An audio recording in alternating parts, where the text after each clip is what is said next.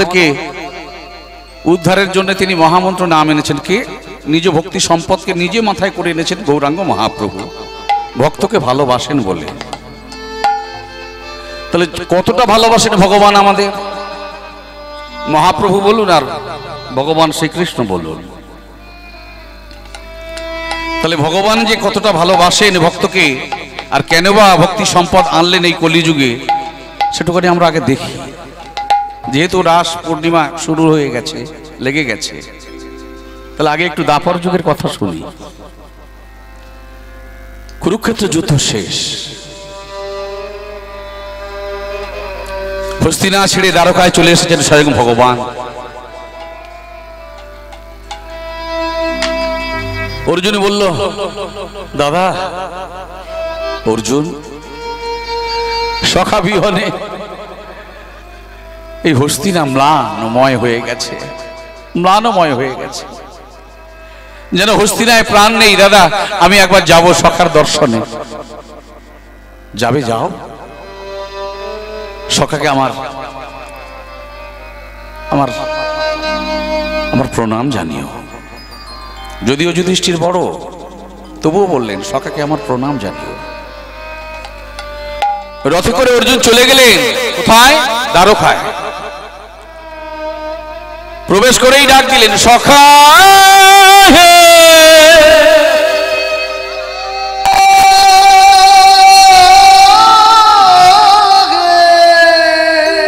সখা আমি এসেছি সখা। এ কি অর্জুন,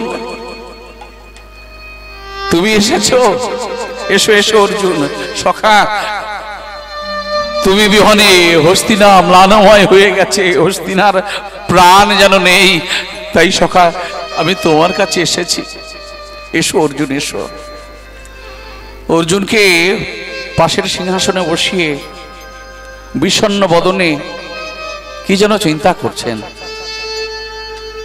সখা তুমি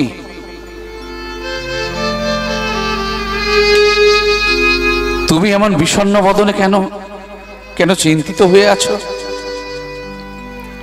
বলো না, তুমি তো ভগবান, বলো না তুমি কেন কেন এমন বিষণ্ণ বদনে? তোমার তো বিষণ্ণ বদন আমি কখনো দেখি না সখা। অর্জুন আমার একটা কাজ করে দেবে অর্জুন? বলো সখা। বৃন্দাবনের ব্রজগোপীরা কেমন আছে একবার আমায় এসে খবরটা দেবে। যাও না অর্জুন, একবার দেখে এসো না। সখা তোমার নয়নে জল অর্জুন, যে করে আমার আশ আমি তারে করি সর্বনাশ, তবুও যে ছাড়ে না পাশ, তার হই দাসানুদাস। একবার যাও না অর্জুন, একবার যাও না। সখা আমি এখনই যাব। তুমি বলছো আমি যাব না, এটা হতে পারে না। আমি এখনই যাব সখা। আমি গিয়ে বৃন্দাবনের কুশল সংবাদ আমি এখনই আনবো, তুমি চিন্তা করো না। রথ চালিয়ে দিল অর্জুন।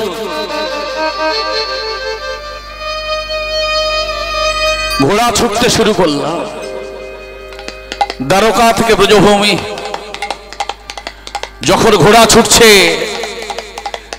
অর্জুন চিন্তা করছে আমার সখা আমাকে পাঠাচ্ছে, আমি জানি এতে কি কোনো লীলা জড়িয়ে আছে।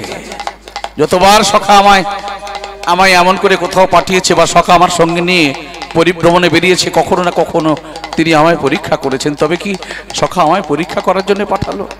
চলেছে, যেতে যেতে হঠাৎ দেখলো কি না ব্রজভূমিতে প্রবেশ করে গেছে। ঘোড়া থামিয়ে দেখছে একটা সরোবরে আপনাদের মতো মায়েরা, আপনারা তো মা,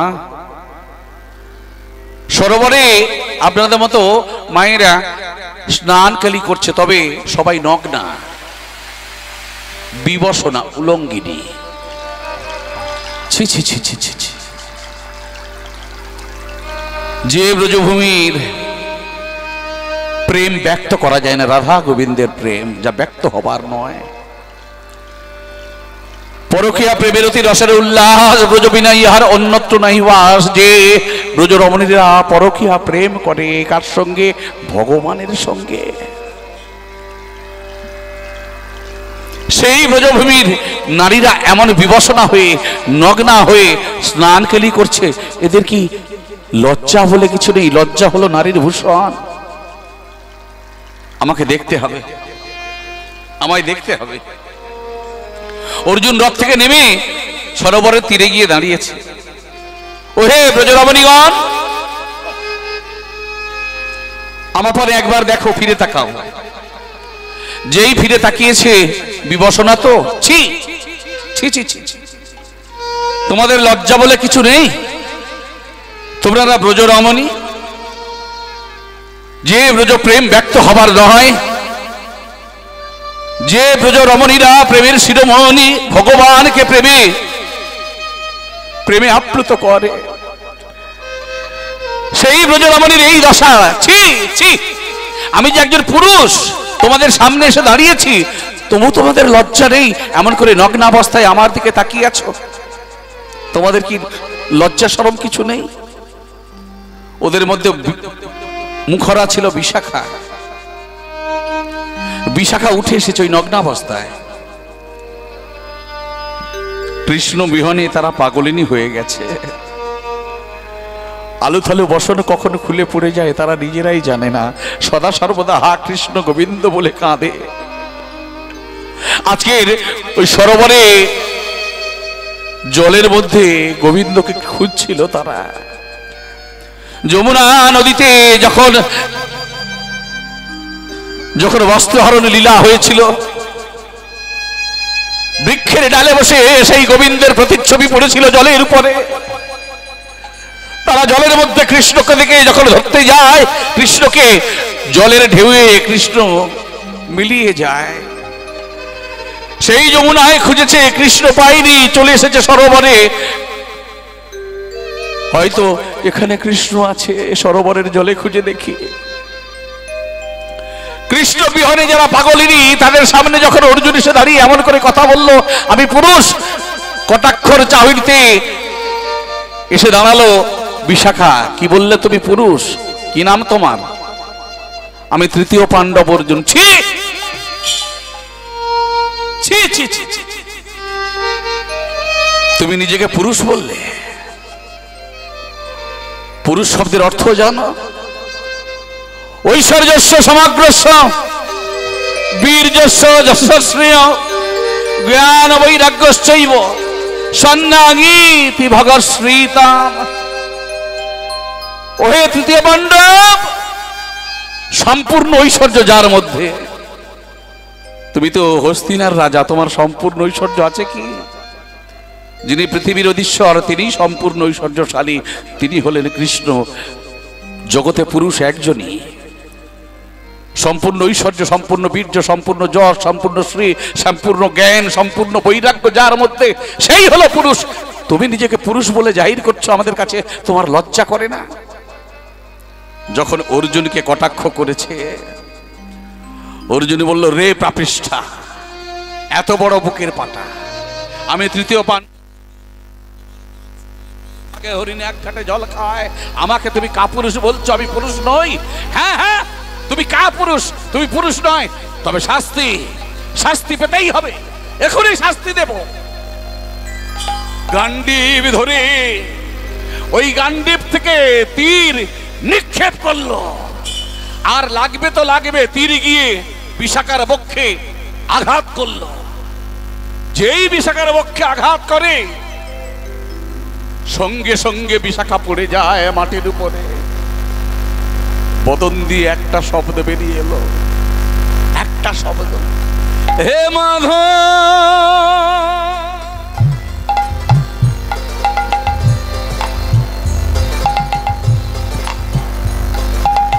হে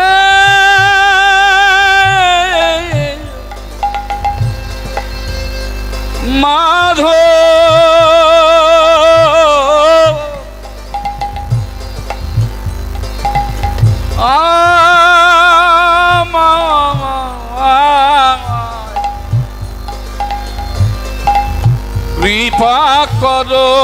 আমায় কৃপা করো, আমায় কৃপা করো। হে মাধব তাই গৌর প্রেমানন্দে হরি হরি বল, হরি বল। হে মাধব আমায় মাধব কৃপা করো, মাধব কৃপা করো, মাধব কৃপা করো। হে মাধব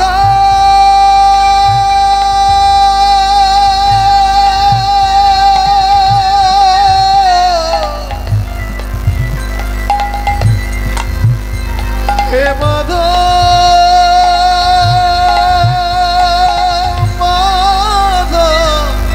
হরি বল, হরি বল।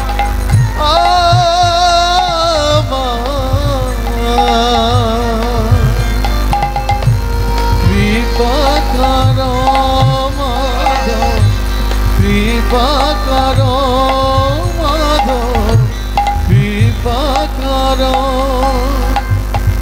ভক্তমণ্ডলী, আমার মায়েরা ওই তীরের আঘাত সহ্য করতে পারল না।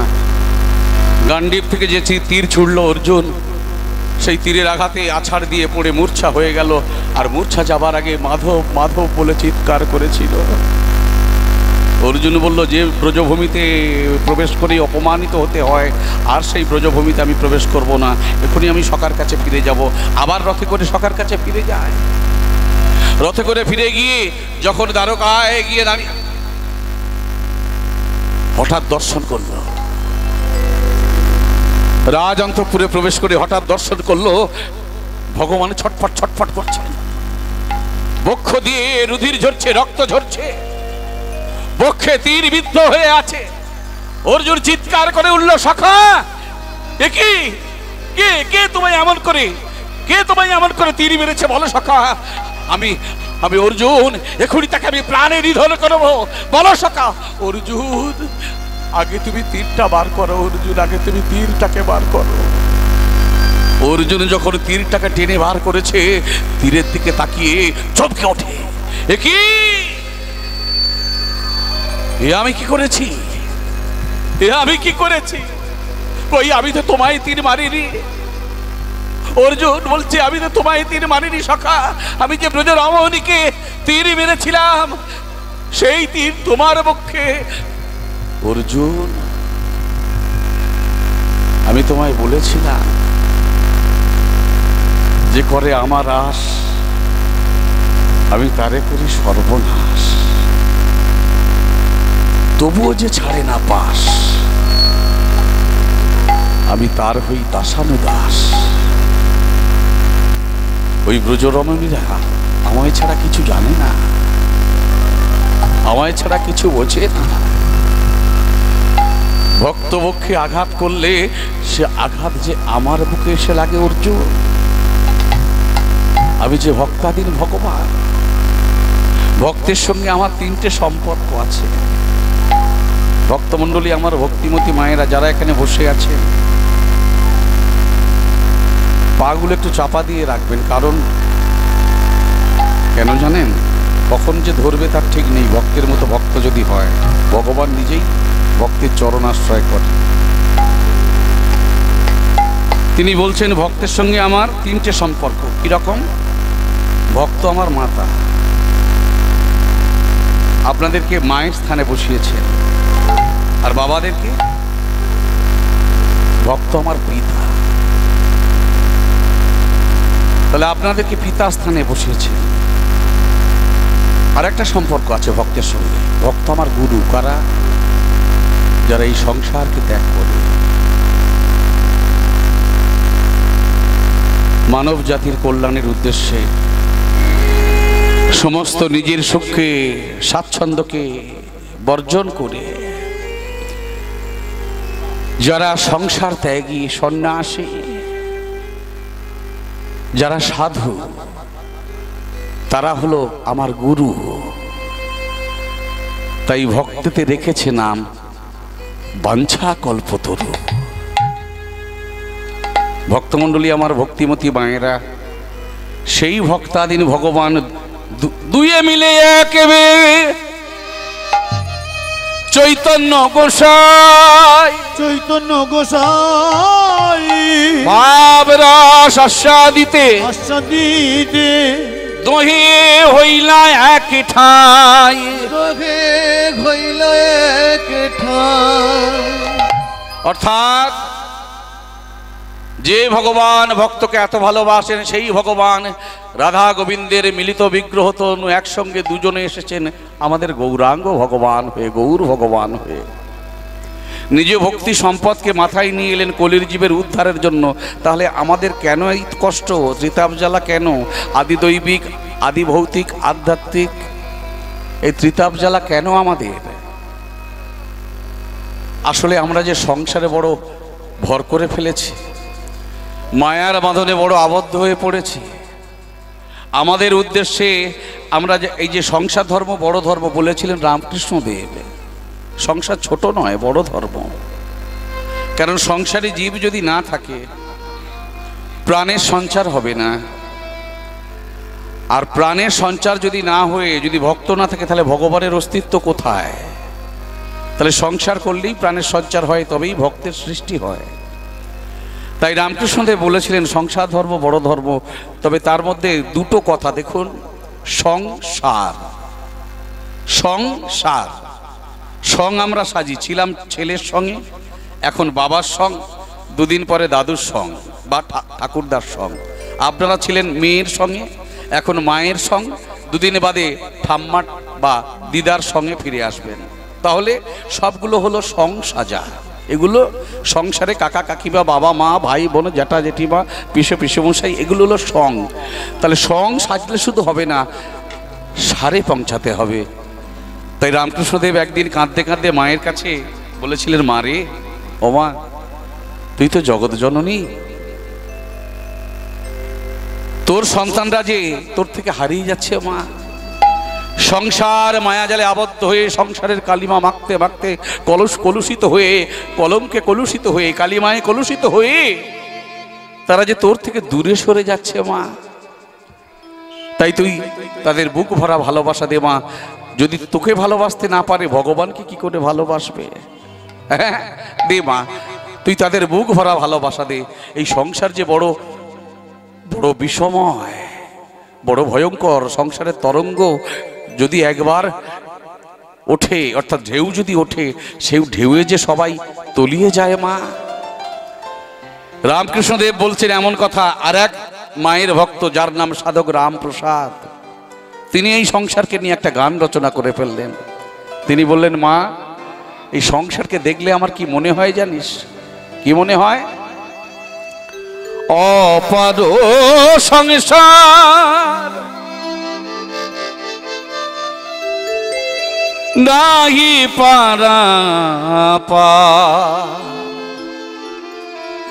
অপার সংসার নাহি পারাপার, মা গোয়া মা, অপার সংসার নাহি পারাপার, মা গোয়া মা, ভরসা শ্রীপদে সঙ্গের সম্পদে, বিপদ তারিরি কর গো উদ্ধার, মা গোয়া মা, অপার সংসার নাহি পারাপার, মা গোয়া মা। মা, এই সংসার থেকে পারাপারের উপায় নেই মা। এই যে অতল অতল, যার তলাতল খুঁজে পাওয়া যায় না, সেই যে সমুদ্রের যখন ঢেউ ওঠে, তরঙ্গ ওঠে, আমার বুকে কি হয় জানিস মা? যেই দেখি তরঙ্গ অগাধ বাড়ি, ভয়ে কাঁপে অঙ্গ, ডুবে মা মরি। যেই দেখি তরঙ্গ অগাধ বাড়ি, ভয়ে কাঁপি অঙ্গ ডুবে মা মরি, তার কৃপা করি দিয়ে পদ তরি, কৃপা তোমার রাখো এইবার মা গো আমার, অপার সংসার নাহি পারাপার মা গো আমার, ভরসা শ্রীপদে সঙ্গের সম্পদ, বিপদ তারিরি কর গো উদ্ধার মা গো আমার, অপার সংসার নাহি পারাপার মা গো আমার। সাধক রামপ্রসাদ গান লিখলেন আর রামকৃষ্ণদেব বসে বসে আমাদের কথা বলছেন, সংসারী জীবকে তুই মুক্তি দিস মা। এমন সময় এলো কে জানেন? এমন সময় এসে গেল বাংলার এক দামাল ছেলে, যার নাম ছিল ছোটবেলায় ডাকনাম বিলে, বড় বদমাস বড় দুষ্টু ছিল, যার নাম নরেন্দ্রনাথ দত্ত, পরে হয়ে গেল বিবেক আনন্দ, বিবেকানন্দ। রামকৃষ্ণদেবকে এসে প্রশ্ন করলো, ঠাকুর তুমি সংসার সংসার করছো, বলো তো ঠাকুর এই সংসারকে কি চোখে দেখা যায়? হ্যাঁ, আমি সংসারকে দেখতে চাই। বলো নরেন তুই সংসার দেখবি? ওরে তুই দেখবি? বলে দেখাতে পারবে? বলো নিশ্চয়ই পারবো, আমি যে সংসারকে নিজে চোখে দেখেছি নরেন, আমি যে সংসারকে নিজে চোখে দেখেছি। বলো ঠাকুর সে তো অনুভবের বিষয়, সংসার তো অনুভবের, স্ত্রী পুত্র পরিবার বর্গ নিয়ে, হ্যাঁ আত্মীয় স্বজন পরিবার বর্গ নিয়ে হলো সংসার, সে আবার চোখে দেখবো কি? সে তো অনুভবের বিষয়। বলো না রে নরেন, সংসারকে দেখা যায়, আমি নিজে চোখে দেখেছি, তাই তো তোর মাকে আমি মাতৃস্থানে বসিয়ে জবা ফুল দিয়ে পূজা করেছিলাম। ওরে এই সংসারকে নিজে চোখে দেখেছিলেন ওই চৈতন্য মহাপ্রভু, তুই যাকে বড় ভালোবাসিস, যার গান করিস তুই, তুই না হরিনাম করিস, ওই চৈতন্য মহাপ্রভু নিজে সংসারকে দেখেছিলেন। নরেন আমিও সংসারকে দেখেছি রে, তুই দেখবি? বলো ঠাকুর তাহলে কই সংসারকে দেখাও দেখি। ভক্তমণ্ডলী আমার, ভক্তিমতী মায়েরা, কত বড় বাস্তববাদী নরেন, যে কিনা না দেখে দর্শনে বিশ্বাসী, যদিও উপনিষদকে খুব ভালোবাসতেন এবং উপনিষদ তার ঠোঁটস্থ ছিল, 12টা উপনিষদ তার মুখস্থ ছিল। তো সেই নরেন আজকে রামকৃষ্ণদেবকে যখন বললেন যে ঠাকুর তুমি আমায় সংসার দেখাও, রামকৃষ্ণদেব নরেনের হাতটা ধরে বলল তবে চল আমার সঙ্গে। দক্ষিণেশ্বর কালীবাড়ি থেকে হাত ধরে টানতে টানতে নিয়ে চলে যায় কামারপুকুর, হুগলি জেলা, একেবারে আরামবাগের পাশে নিজের বাসভবন। এই কামারপুকুরে গিয়ে সময়টা বর্ষাকাল, ঝিরঝির করে বৃষ্টি হচ্ছে, একটা পুকুর পাড়ে দাঁড় করিয়ে দিয়েছে, যে পুকুরটার চারিদিকে পাড় দেওয়া, উঁচু উঁচু পাড় দেওয়া। বলছে নরেন ঠাকুর সংসার দেখতে পেয়েছিস? বলো তোমার কি মাথা খারাপ হয়ে গেছে নাকি? তুমি কি পাগল হয়ে গেলে? এই বৃষ্টির সময়, দুপুর বেলা, ভর দুপুর বৃষ্টির সময় তুমি আমায় এই পুকুর পাড়ে দাঁড় করিয়ে দিয়ে আর বলছে সংসার দেখেছিস? হ্যাঁ মাথা খারাপ হয়ে গেছে। হ্যাঁ মাথা খারাপ হয়ে গেছে। তবে দেখবি সংসার, তবে দেখ নরেন সংসার দেখ। যেই বলেছে দেখ নরেন সংসার দেখ, নরেন কি দেখল? ওই পুকুরের পাড়কে কেটে দেওয়া আছে, এক জায়গায় নালা করে কেটে দেওয়া। পুকুরের জল বেশি হলে বাইরে বেরিয়ে যায়, আর বাইরে জল বেশি হলে ওই নালা দিয়ে ভিতরে প্রবেশ করে। একটা নালা কাটা, দেখেছেন মায়েরা পুকুরের নালা কাটা থাকে না? হ্যাঁ, পাড় কেটে দেওয়া থাকে, আর ওই ঠিক ওই নালার মাঝখানে একটা ঘুনি বসানো আছে, যে ঘুনিতে মাছ ধরা হয়। আপনারা দেখেছেন ঘুনি? এদিকে আছে? নিশ্চয়ই আছে, আমরা গ্রাম বাংলার মানুষ, থাকবেই তো। ঘুনিতে এমন করে কেকো দেওয়া আছে, যে মাছটা ওই কেকো দিয়ে প্রবেশ করে ভিতরে, যখনই ওই কেকোতে আবার আঘাত করে, কেকো বন্ধ হয়ে যাবে কিন্তু আর খুলবে না। এদিকে দিয়ে গেলে কেকোটা ফাঁক হয়ে খুলে যাবে, কিন্তু যখন ওদিকে দিয়ে চাপ দেবে ওই কেকো বন্ধ হয়ে যাবে। নরেনের মাথা ছুটে গেছে, বললো ঠাকুর এ তুমি কি বলছো? বলে হ্যাঁ রে, ওই দেখ যারা ভিতরে প্রবেশ করেছে নরেন আর বেরোতে পারবে না, বেরোতে গেলেই ওই কেকোটা বন্ধ হয়ে যাবে। ঠাকুর ঘুনিটা বললো ঘুনিটা হলো সংসার, আর যারা ভিতরে প্রবেশ করে গেছে ওরা হলো সংসারী জীব। বললো তাহলে ঠাকুর যে মাছগুলো বাইরে রয়েছে, বললো এগুলো হলো অবিবাহিত যুবক যুবতী, ওই ভিতরে যাবার চেষ্টা করছে, সংসারের ভিতরে যাবার চেষ্টা করছে। নিতাই গৌর হরি হরি।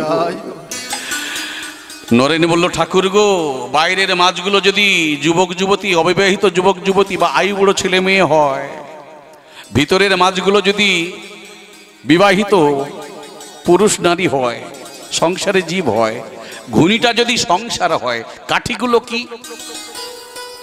ওই যে ঘুনির শলা কাছে একটা একটা একটা একটা করে কাঠি দেওয়া, বললো ওগুলো হলো লোভের কাঠি, লালসার কাঠি, বাসনার কাঠি, কামনার কাঠি।